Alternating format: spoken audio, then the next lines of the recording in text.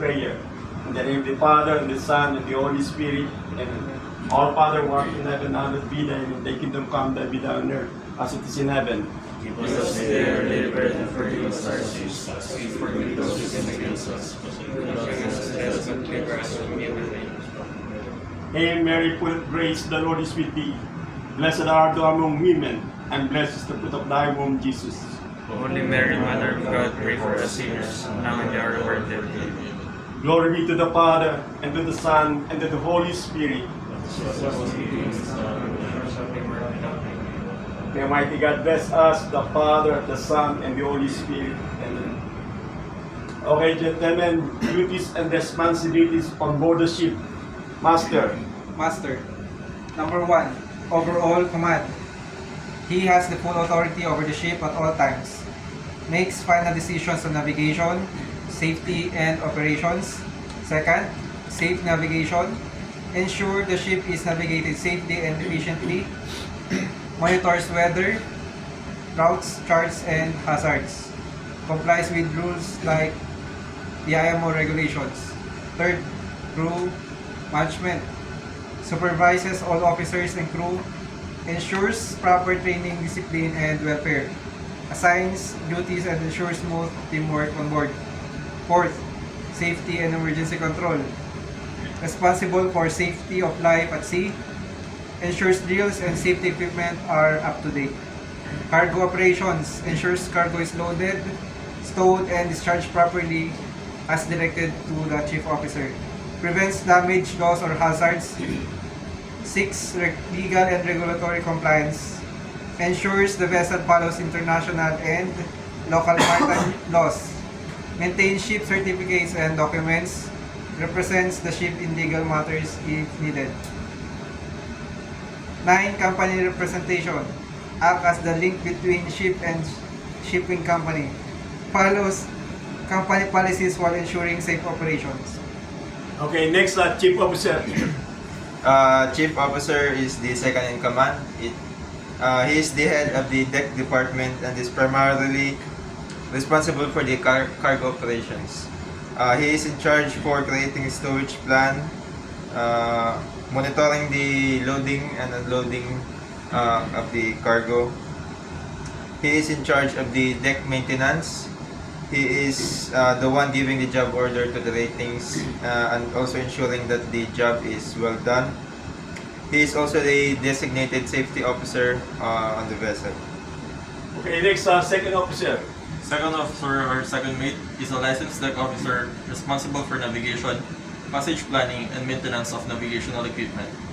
As a bridge watch-keeping officer, typically from 0000 hours to 0400 hours, and 1200 hours to 1600 hours. They ensure the safe vessel passage, manage charge corrections, and often serve as the ship's medical officer. Okay, next, Third Officer. Yes, the third officer, the duties and responsibilities, it's designated as the navigation and officer watch to maintain the monitor the passage planning, and he is also the responsible for the maintaining the life-saving appliances to check the condition if it's working good, and also the firefighting equipment, checking the all the equipment is also working good, and also the responsible for the radio communication. Okay, next, Pampan. Boson. Yes, the bosun or boatswain is the leader of the deck crew and plays a key role in the day-to-day operations, maintenance, and safety of the ship. Core duties and responsibilities of the bosun: supervision of the deck crew, leads able-bodied seaman or ordinary seaman, assigns daily tasks, cleaning, chipping, painting, ensures the safe of the execution. Deck maintenance, in charge of chipping and painting, as removing, cleaning decks, superstructural, maintain the ship appearance and seaworthiness. Maintenance of equipment, check and maintains mooring loops and wires, winches, windlass, cranes, reports to defect to the chief officer. Mooring and anchoring operation, leads during mooring, unmooring, anchoring, gives commands to crew handling the lines. Cargo and cargo operation support. Okay, next, Pampan. Pumpman performs all tasks assigned to him by the chief officer assists the Chief Officer Operational and Maintenance Planning, performs engineering tasks according to his skill level, supervises the timekeeping of ratings assigned to him, develops knowledge, skill, and all attitudes to himself and his subordinate, emphasizing additional skills acquisition, performs all routine and sounding ballast bilges, tanks and species, and records the result. Control certain areas of stores, particularly those stored in the deck areas and forecasting. Assist ratings and handling and stowing stores and spares. Ensure the effective deployment of the ratings assigned to him. Perform plant, machinery, and equipment maintenance. Diagnosis equipment faults and rectifies them according to his skill level and cooperations with the ship officers. Assist the deck officers with the cargo plant operations during cargo operation and ballast management. Undertakes the routine maintenance of cargo handling equipment and informs the chief officer and chief engineer about any faults or defects. Okay, next DPA. DPA or Designated Person Ashore is a key maritime shore-based role mandated by the ISM Code responsible for monitoring a ship's safety and pollution prevention activities. They act as the vital link between shipboard staff and top management, ensuring adequate resources and supporting safe operations 24/7. Core roles and responsibilities: SMS management, implementing, maintaining, and verifying the effectiveness of the SMS. Compliance monitoring, ensuring ships comply with international regulations, codes, and company policies.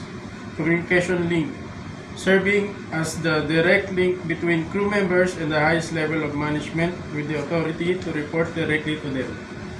Incident investigation, conducting investigations into accidents, incidents, and near misses to identify root causes and implement corrective actions. Auditing and reporting, organizing and monitoring internal safety audits as well as reporting non-conformities. Resource allocation, ensuring adequate resource and shore-based support are provided for ships operations. Okay, yan. Next, able-bodied seaman. Able-bodied seaman is a skilled deck crew member responsible for navigation, support maintenance, and safety tasks on board. Duties and responsibilities of an AB is bridge watch keeping, act as helmsman, steering the ship, maintains lookout, reports other vessel, hazards, lights, and signals. Mooring and anchoring operation, handle ropes and lines during mooring and unmooring, anchoring, and follow bosun commands during operations. Maintenance work, performs chipping, painting, cleaning, rust removal. Operates and assists in winch, windlass, cranes if qualified. Maintain ropes, wires, and deck gear. Cargo operations, assist in loading and unloading cargo, ensure cargo gear is usually safe. Safety duties, using proper PPE at all times. Follow safety procedures, report hazards immediately. And last, emergency duties. Member of emergency teams, firefighting team, lifeboat crew, and rescue team. Okay, next, deck cadet.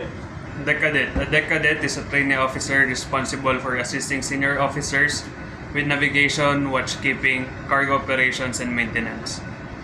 Key duties include learning bridge equipment, handling mooring lines, cleaning or painting, participating in safety drills, and maintaining their record book to develop in the competent officer. Okay, very good. Ladies and gentlemen, please subscribe my YouTube channel, Cap EB Timbo TV. Thank you and God bless.